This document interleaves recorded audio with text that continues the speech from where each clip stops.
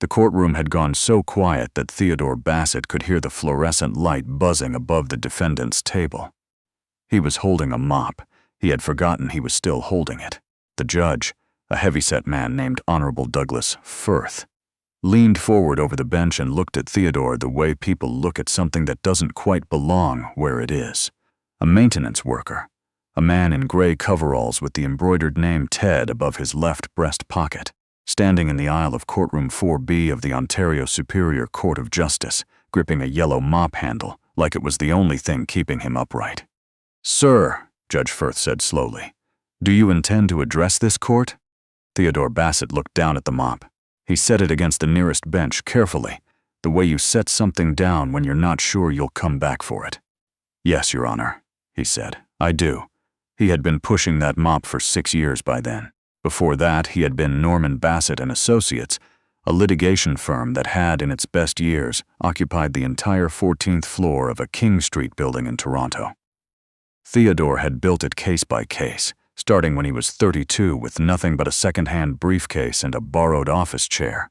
By the time he was 45, he had won cases that partners at Bay Street firms had quietly given up on. He was not famous in the way that certain lawyers become famous.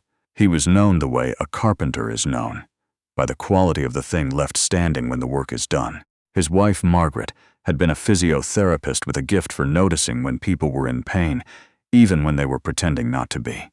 She noticed it in Theodore long before he did. She said once, sitting at the kitchen table in their house in Oakville, that he carried other people's troubles the way some men carry their wallets, close to the body, without thinking about it anymore. She died on a Tuesday in March 7 years ago. Pancreatic cancer. Diagnosis to the end was 11 weeks. After that, Theodore did what some men do. He kept going. He signed the papers, he appeared in court, he billed the hours.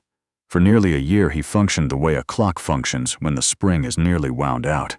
All the right movements, none of the force behind them. His daughter, Lily, she was 19 then, finishing her first year at Queen's, came home that following summer and sat with him in the backyard and said, very quietly, "Dad, you're disappearing." He sold the firm 8 months later. He told himself he wanted something simple, something where the day ended when the shift ended and nothing followed him home. He took a maintenance position at the Keller Medical Tower on University Avenue, a 22-story building full of specialist offices and medical administration suites, and discovered, to his own mild surprise, that he meant it. He liked the quiet of the corridors after 7 in the evening. He liked the way problems in his line of work were visible. A scuff on the floor, a fluorescent tube gone dim, things that could be fixed and stayed fixed. He did not tell his colleagues he had once run a litigation firm. He did not tell anyone. He drove a 2009 Civic with rust along the rear wheel wells and ate lunch from a thermos in a service corridor on the 11th floor and was, by every observable measure, exactly what he appeared to be.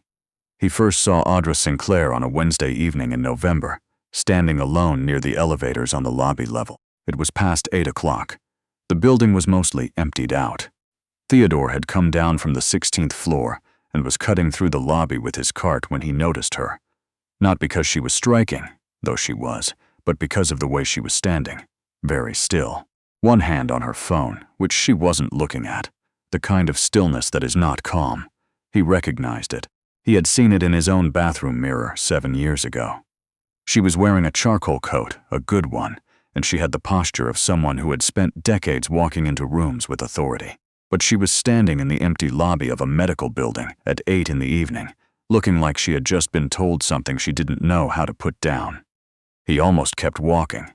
Later, he would try to account for why he didn't. He had grown very good in 6 years at keeping to himself, at not inserting himself into things, at disappearing, as Lily had put it, though he preferred to think of it as simplifying. He stopped the cart. "Everything all right?" he said. She looked at him the way people look at maintenance workers in lobbies, not unkindly, but automatically the way you acknowledge furniture. Then something in her expression shifted slightly. "No," she said, "not especially." That was Audra Sinclair. Even in the worst weeks of her life, she told the truth.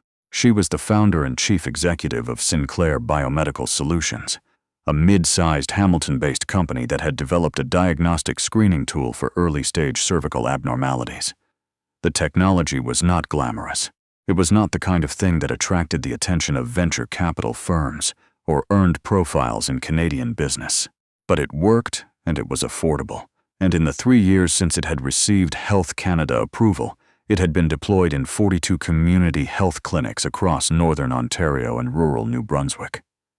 Theodore did not know any of this when he spoke to her in the lobby. He learned it later, reading on his phone in the service corridor. What he knew that evening was that she sat down on the bench near the security desk and told him, after about 30 seconds of quiet, that she had just met with a lawyer who had been representing her for 7 months and who had called that afternoon to say he was withdrawing from her case, effective immediately. "The trial starts in 9 days, she said. Theodore was quiet for a moment. Did he say why? "Conflict of interest," she said in a tone that made clear she did not believe this explanation. He sat down on the opposite end of the bench. He was still in his gray coveralls with the name Ted above the pocket. He thought about saying something general and sympathetic and moving on. He had become very accomplished at that, the sympathetic pivot, the graceful exit. Instead, he said, "Who's the opposing party?" She looked at him. Crestline Diagnostics. He knew the name. Most people in Ontario who had ever had anything to do with the medical sector knew it. Crestline was not a company so much as an infrastructure, a network of diagnostic labs and health technology holdings worth somewhere north of $2 billion, controlled by a board chair named Vincent Aldgate, who had a reputation for protecting market position with the same thoroughness other men brought to personal vendettas. Theodore nodded slowly. "What are you being accused of?" "Patent infringement," Audra said. "They claim our screening protocol replicates proprietary elements of a Crestline system that was filed in 2019. She paused. "It doesn't. I know it doesn't, because I spent 4 years building it from a different theoretical basis entirely. But they have the documentation. They have the lawyers, and my lawyer, my former lawyer, apparently has found somewhere else to be." Theodore looked at his hands. "Have you spoken to your previous counsel about their file, the discovery materials?" She looked at him more carefully now. "Not yet," she said. "Why? Because whoever replaces them will need to get up to speed in 9 days," he said, "and that's only possible if you get everything." There was a pause. "You're asking the right questions for a maintenance worker," she said. "I used to practice law," Theodore said. "A while back. He did not sleep that night. He told himself he was only going to read through the publicly available case filings, just to satisfy the part of his brain that had switched on against his will. He made tea. He sat at the kitchen table in the house in Oakville. He had not sold the house. It seemed important at the time to leave one thing unchanged, and he opened his laptop. By midnight, he had read through the Crestline patent filing and the initial statement of claim. By 2 in the morning, he had found the first significant problem. By 3:15, he had found 3 more. The Crestline 2019 filing described a screening protocol built around a specific compression algorithm for processing cervical cell imagery. The claim against Sinclair Biomedical argued that her system used a functionally identical approach. It was a technically dense argument, the kind that required expert witnesses and a working knowledge of how image processing patents are constructed. What it also required, apparently, was not reading the 2017 academic paper published in the Journal of Biomedical Informatics by 2 researchers at the University of Alberta, a paper that had described in detail a nearly identical compression methodology. 18 months before the Crestline patent filing, prior art, the foundation of Crestline's claim was standing on a cracked floor. Theodore made a note, then he made another. He had not made case notes in 6 years and was faintly alarmed by how naturally it came back. He also found something else, a thread he almost didn't follow, buried in the exhibits attached to a preliminary motion. A series of procurement emails between a Crestline regional director and a contract administrator at the Ontario Ministry of Health discussing the potential expansion of Crestline's diagnostic coverage in the same northern Ontario regions where Sinclair Biomedical had existing clinic partnerships. The emails were dated 4 months before the lawsuit was filed. The dates mattered. Theodore sat back. He looked at the kitchen ceiling. Through the window, the sky was beginning to go gray at the edges. He thought about Margaret and what she had said about his inability to walk past a problem that needed solving. "You're not actually doing them a favor if you're not there," she had told him. You're just protecting yourself from the part where it gets hard." He looked at his case notes. He picked up his phone and wrote a message to a number he had not texted in 6 years. "Vera, I need to know if my license is still in good standing." Tivera Okwu had been his office manager for 11 years. She had run the firm with the quiet authority of someone who has learned that most crises are primarily logistical problems wearing emotional clothing. She had sent him a Christmas card every year for the past 6. She texted back at 7 in the morning, "Phone, your license still active. You are an idiot who has been wasting it." "What do you need?" He called Audra at 8. She answered on the second ring. "I looked at your file," he said. A pause. "How did you get my file?" "The publicly available portions. I can explain more later. But I need to ask you something first, and I need you to answer honestly." He paused. "Do you want to win, or do you want to find another lawyer who might win eventually?" Another pause, longer. "What's the difference?" 9 days, he said. She was quiet for a moment. "Are you calling me from the Keller building?" "No, I'm in Oakville, but you pushed a mop last night." "I did," he said. "I also found the prior art that breaks their patent claim. And I think I know why your lawyer left." There was a silence that had a different quality to it. The particular stillness of someone deciding something. "Where do I meet you?" she said. He had not been inside a courtroom in 6 years, and the morning he walked back into one, he wore the same gray suit he had worn to Margaret's funeral, let out at the waist by a tailor on Lakeshore Road who hadn't asked him any questions. He looked different than he remembered himself looking. Older, obviously. The hair at his temples had gone fully white, but also, he thought, quieter. Less performative. He was not sure if that was good or bad for what he was about to do. Audra Sinclair was already seated at the defendant's table when he came through the courtroom doors. She had not come apart in the 9 days since the lobby. He had half expected her to. The stress of her situation was not small, but he had underestimated her. She had spent those 9 days preparing with him in the dining room of his house in Oakville, working through the technical evidence until she knew her own company's methodology better than she had known it at the ministry presentation 3 years prior. She had slept badly and worked steadily and had not, in his presence, once been anything other than composed. She looked at him when he came in. She looked at the suit. "You clean up reasonably well, Mr. Bassett," she said. "I had it dry cleaned," he said. "Both times." Crestline's legal team occupied the plaintiff's table with the density of a small country's delegation. 3 lead counsel and 2 associates, all of them from a Bay Street firm that Theodore recognized well enough. They had not expected him.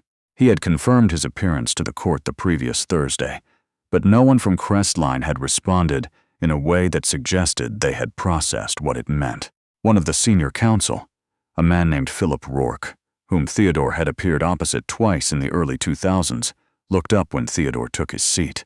Something moved briefly across Philip Rourke's face. Not concern, not yet.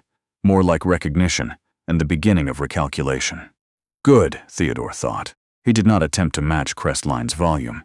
He had learned, many years before Margaret died, and even more so after, that volume is often what people use when they are trying to compensate for something. Theodore's style in a courtroom had always been different. Methodical, quiet, with the particular kind of patience that comes from not needing to convince anyone that you're the smartest person in the room. He did not need anyone to believe he was the smartest person in the room. He needed the judge to look at the evidence. The prior art argument landed on the second day. Theodore walked Justice Carolyn Park, a careful woman with a reputation for disliking theatrics, through the 2017 University of Alberta paper with the same tone he might use to explain a complex thing to someone sensible. No drama, no rhetoric, just the methodology, the dates, and the single fundamental conclusion that what Crestline was claiming as proprietary, the academic literature had already described. Justice Park read the paper during the afternoon recess. She came back to the bench with an expression that Theodore recognized, the expression of someone who has just been handed a reason to rule in a particular direction and is checking it from every angle to make sure it holds. It held. On the 4th day, Theodore introduced the procurement emails. The courtroom went still in a different way than it had the morning he had walked in with a mop. That had been the quiet of surprise. This was the quiet of something dawning. The emails showed in plain language a Crestline regional director discussing the removal of a competing provider from the ministry's preferred vendor list as a condition for Crestline's expansion proposal. The emails predated the lawsuit by 4 months. They did not describe the lawsuit directly, but they did not need to. Context has its own eloquence. Philip Rourke objected to their admissibility twice vigorously, and Theodore let him finish each time before addressing Justice Park in the same quiet register he had maintained throughout. The emails were part of the discovery record. They had been included in Crestline's own exhibit list. Theodore had simply read them. Justice Park noted, without obvious inflection, that the court found the emails highly relevant to the question of the plaintiff's motivations in filing the claim. The ruling came 6 days later. Theodore was in the Keller building when he got the call, in the service corridor on the 11th floor, eating from his thermos. He had gone back to work 3 days after the trial concluded. It had seemed important to him to go back, not because he had decided anything, just because he had not decided yet, and there was no need to pretend otherwise. He listened to Vera read him the summary. Crestline's claim, dismissed. Costs awarded to the defendant. The motion regarding the procurement emails referred to the Ontario Securities Commission for review. Philip Rourke's firm had filed no comment. That's it, Vera said. That's the whole thing. All right, Theodore said. All right, Vera repeated with the tone she used when she considered his emotional responses inadequate. Theodore, you won. We won, he said. She paid for the filing fees and you pushed a mop for 6 years, Vera said. Don't do the false modesty thing with me. I've known you since you had all your hair. He was quiet for a moment. Down the corridor, the elevator bell chimed. I'll call you back, he said. Audra did not come to the Keller building this time. She called, and then, when he didn't answer quickly enough, she appeared in the lobby with 2 cups of coffee from the shop on the corner and the look of someone who had prepared for an argument. She handed him one of the cups. You didn't pick up, she said. I was in a corridor. You're always in a corridor. They sat on the bench where they had sat 2 months earlier. Him in the coveralls, her in the good coat, the lobby quiet around them. He looked at the coffee.